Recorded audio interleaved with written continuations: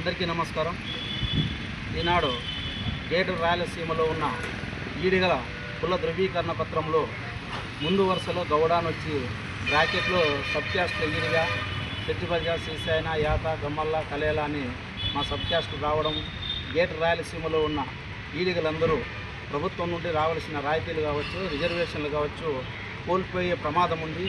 మా ఈడిగ జాతికి ఉనికి కోల్పోయే పరిస్థితి ఏర్పడింది కనుక ఈనాడు గేటు రాయలసీమలో ఉన్న మా ఈడిగలందరూ కలెక్టర్ కార్యాలయానికి వెళ్ళి ముందు వరుసలో కుల ధృవీకరణ పత్రంలో ఈడిగ వచ్చిన తర్వాతే బ్రాకెట్లో సబ్ క్యాస్ట్ అన్నీ రావాలా.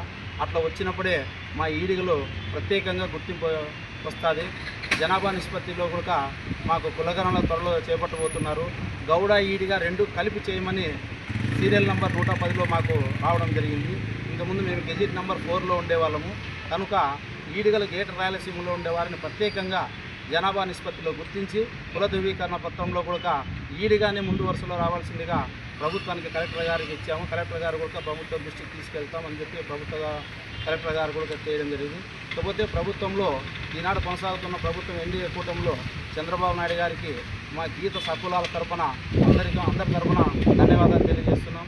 ఎందుకంటే ఈ రాష్ట్రంలో ఎంతోమంది ముఖ్యమంత్రులు వచ్చారు కానీ ఏ ఒక్కరు కూడా గీత సకులాలని గుర్తించిన నాయకుడు చంద్రబాబు నాయుడు గారని చెప్పొచ్చు. ఎందుకంటే వైన్ షాపుల్లో బార్లలో కూడా మాకు రిజర్వేషన్ ఇచ్చి మేము ఆర్థికంగా, రాజకీయంగా, వ్యాపారపరంగా ఎదగాలని ఒక దృఢ సంకల్పంతో ఆనాడు పాదయాత్రలో ప్రతిపక్ష నేత హోదా ఇచ్చినప్పుడు హామీని నెరవేర్చిన ఏకైక నాయకుడు నారా చంద్రబాబు నాయుడు గారు, నారా లోకేష్ బాబు గారు అని కూడా ఈ పత్రికా మూలకంగా మీ అందరికీ తెలియజేస్తున్నాం.